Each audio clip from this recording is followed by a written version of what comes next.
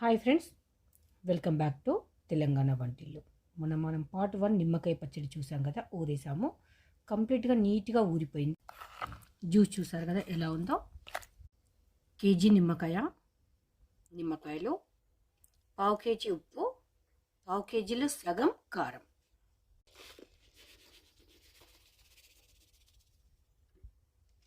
దీన్ని మనము బాగా కలిపేసుకొని పక్కన పెట్టుకుందాం. నచ్చిన వాళ్ళు తాలింపు వేసుకోవచ్చు, లేదంటే డైరెక్ట్ తాలింపు లేకుండా కూడా తినొచ్చు.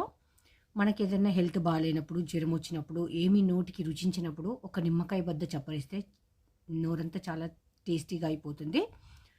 పెరుగన్నంలోకి నంజుకుంటే కూడా చాలా బాగుంటుంది. జ్యూసీగా ఉంది.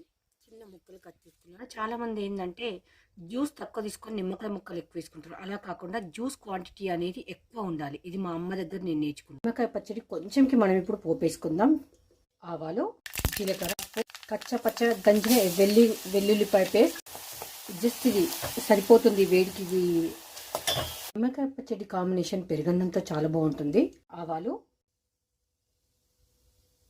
జీలకర్ర, పప్పు, శనగపప్పు, పచ్చిమిర్చి, కరివేపాకు. మీరు ఆ పప్పు చల్లగైపోయింది. ఇప్పుడు కొంచెం నిమ్మకాయ పచ్చడి వేసి మనకు సరిపోయేంత కలిపి పెట్టుకుందాం. రైస్ కోసం కర్డ్, దాంట్లోనే కొన్ని పాలు యాడ్ చేసుకుంటున్నాను నేను. మనము పాలు యాడ్ చేసుకుంటే ఏంటంటే పులుపు లేకుండా ఉంటుంది. ఇది బాగా చిలకొట్టు కొంచెం మెత్తగా ఉడికించుకొని చల్లార్చుకున్న అన్నం, చేసుకున్న మజ్జిగ. తాలింపు చల్లగైనాక వేయాలి, వేడిగున్నప్పుడు వేయొద్దు.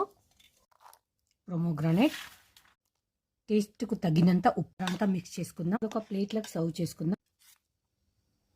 నిమ్మకాయ పచ్చడి, సో టేస్టీ పెరుగన్నం రెడీ. మీరు పెరుగన్నం ఎలా చేస్తారో ఈ వీడియో చూసే వాళ్ళకు ఎంతమందికి ఇష్టం కర్డ్ రైస్ అంటే? మనకి ఇంట్లో వెజిటేబుల్స్ లేనప్పుడు, టైం లేనప్పుడు, పిల్లలకు తొందరగా అయిపోవాలి అంటే డిఫరెంట్ మనం పిల్లలకు ఫుడ్ పెట్టామనుకోండి, కొంచెం ఇష్టంగా తింటారు. అప్పుడప్పుడు ఇలా ట్రై చేస్తే మనకు తొందరగా అయిపోతుంది అండ్ టేస్టీగా కూడా ఉంటుంది.